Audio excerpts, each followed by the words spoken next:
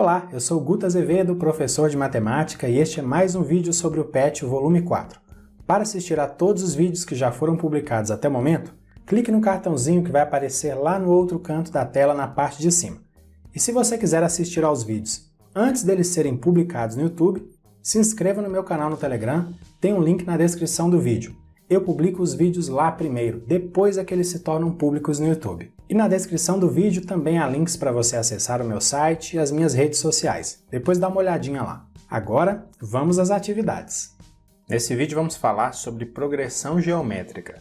A PG é uma sequência em que cada termo a partir do segundo é igual ao termo anterior vezes um valor constante chamado de razão da PG.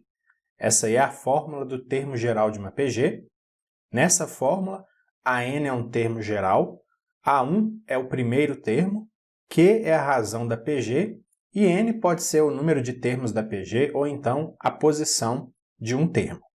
Número 1, determine letra A o 10º termo da PG. Nós vamos usar a fórmula do termo geral, mas antes vamos ver quais são as informações que a gente tem. Para determinar a razão de uma PG, a gente divide um termo pelo seu antecessor. E como a gente pode ver, o primeiro termo, está explícito aí, é igual a 5.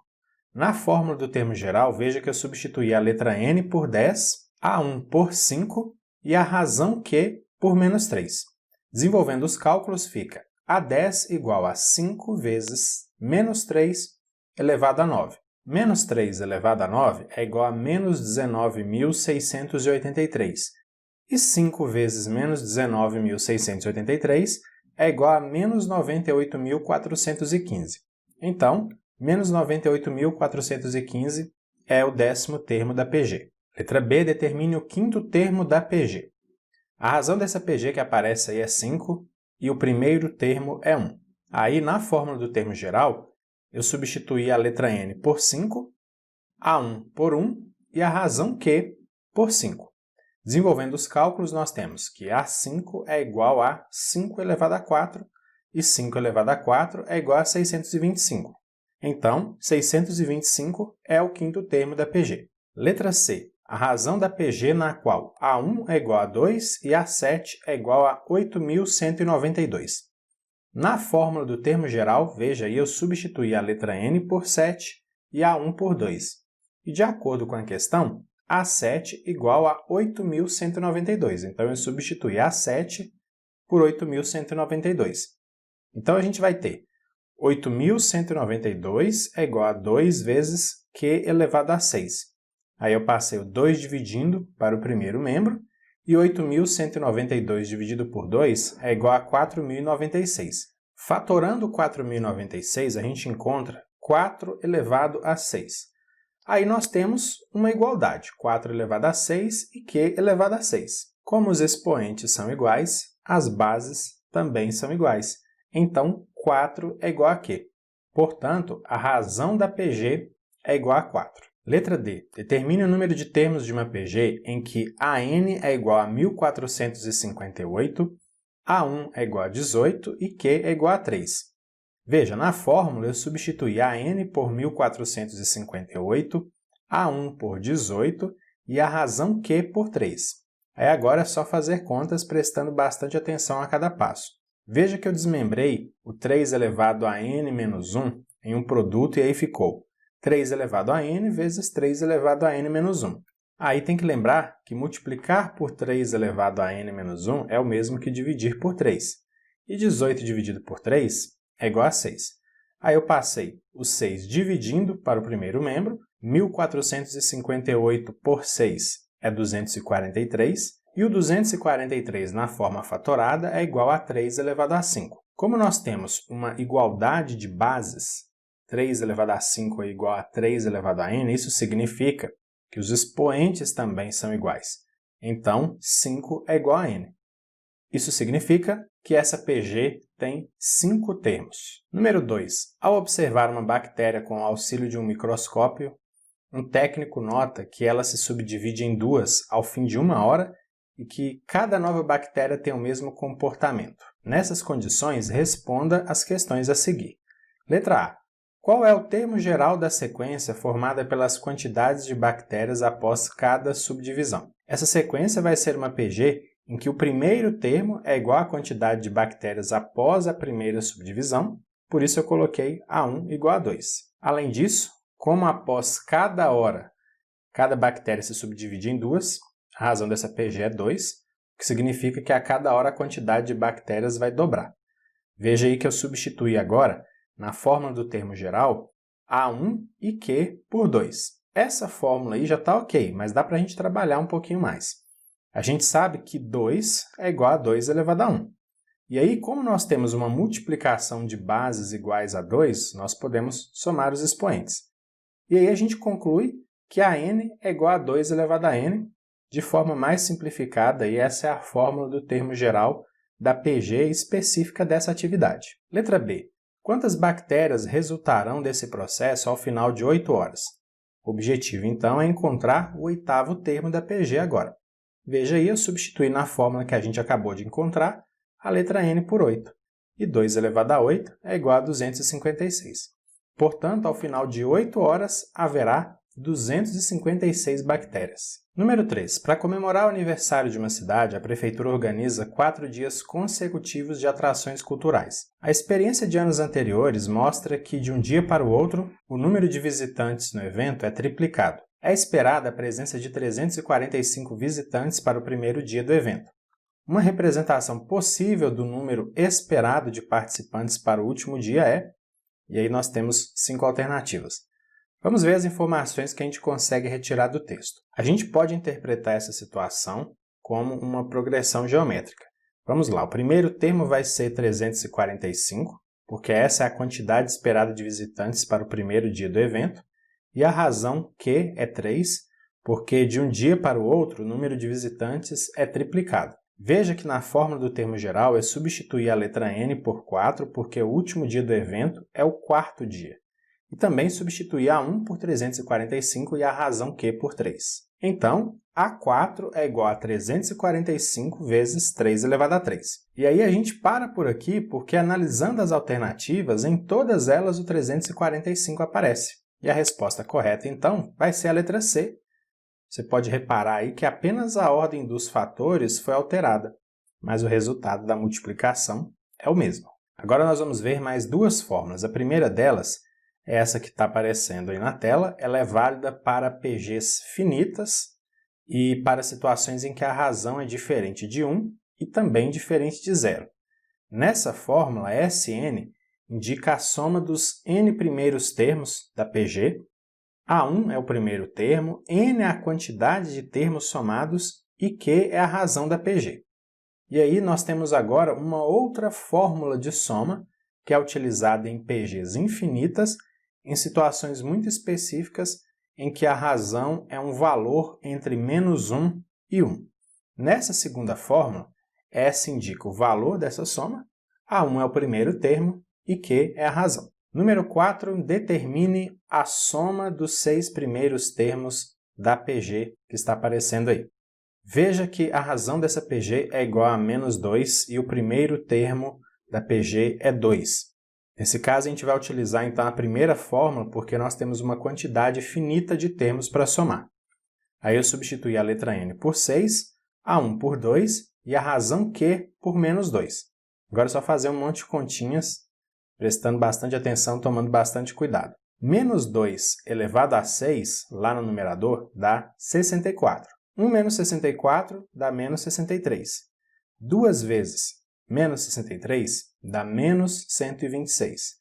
E menos 126 dividido por 3 é igual a menos 42. Portanto, a soma dos 6 primeiros termos dessa PG é igual a menos 42. Aí você pode estar pensando assim: muito mais fácil teria sido listar até o sexto termo da PG e aí somar esses 6 números sem utilizar a fórmula. Eu concordo, e na maior parte dos exercícios que a gente vai resolver, envolvendo PGs finitas, você vai ver que é muito mais fácil listar os termos e somar todos eles, em vez de usar a fórmula. Mas isso é o que eu penso, você pode discordar disso, tá? Então eu acho que é melhor você resolver as atividades e tirar suas próprias conclusões. Aqui, por uma escolha didática, eu vou fazer o uso das fórmulas, tá bom? Letra B. A soma dos 8 primeiros termos da PG, 640, 320, 160 e por aí vai. Esse aqui é um claro exemplo onde o uso da fórmula não vai ser uma boa ideia. Nessa PG, a razão é 1/2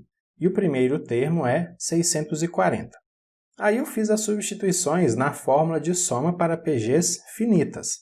A letra N eu substituí por 8, A1 por 640 e a razão Q por meio. Aí olha só onde isso vai parar.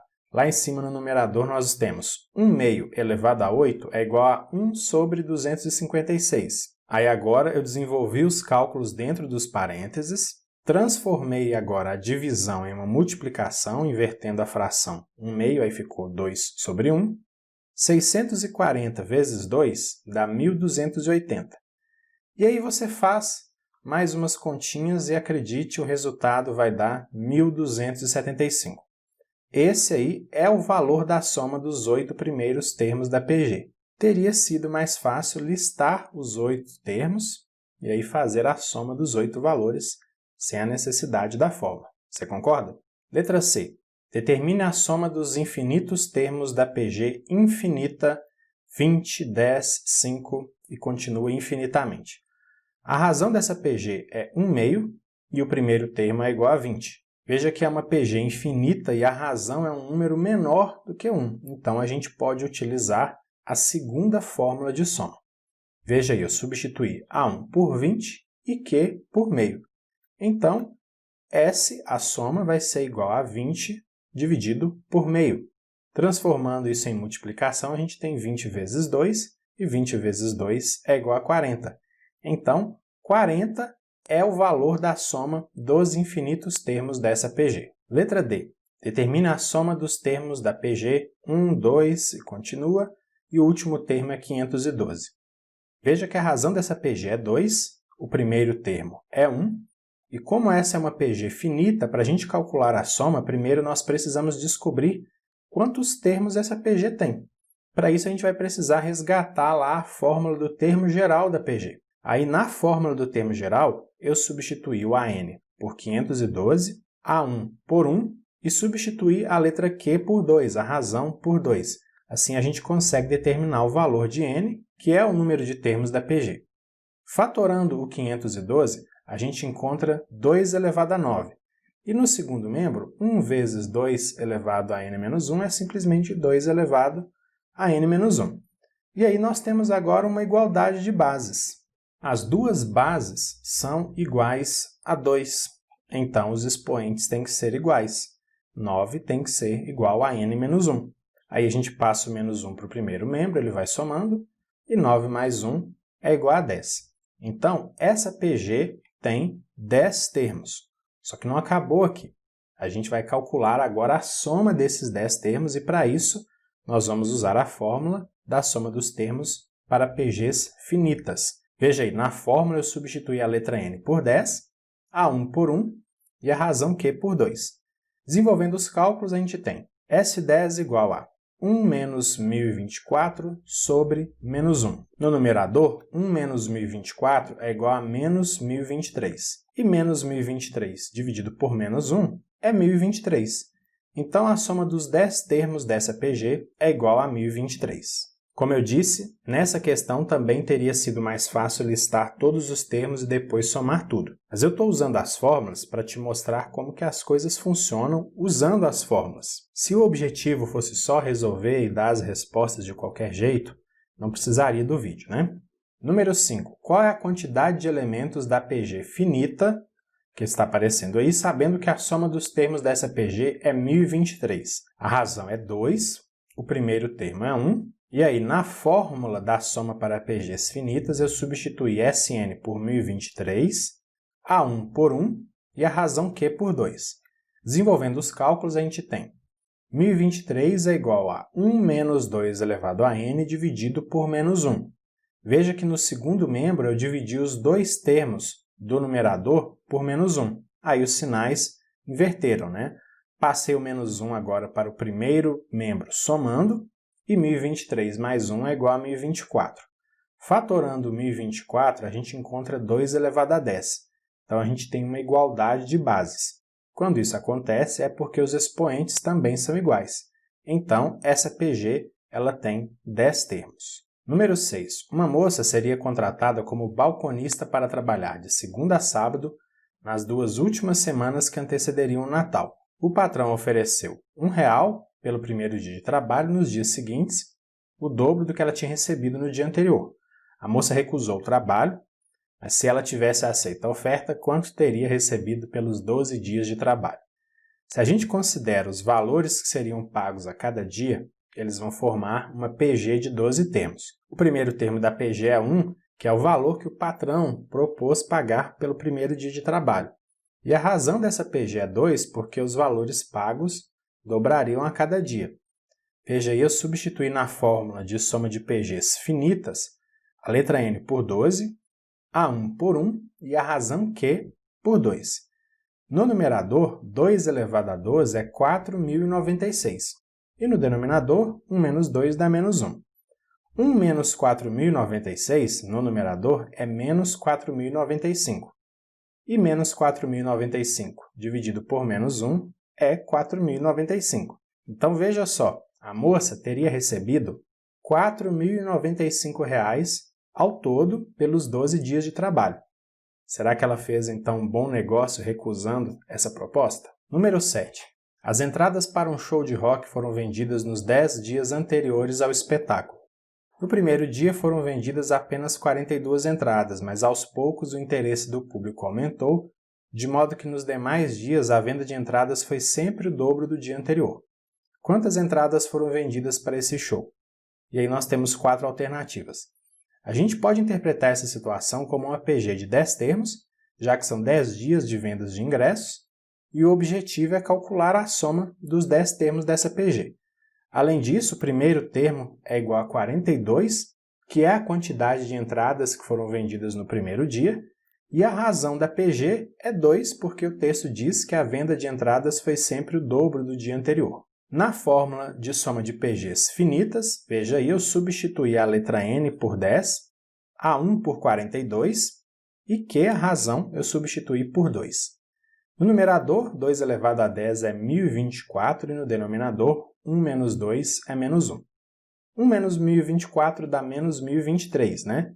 E 42 vezes menos 1023 é igual a 42.966. E aí, dividindo menos 42.966 por menos 1, o resultado é 42.966.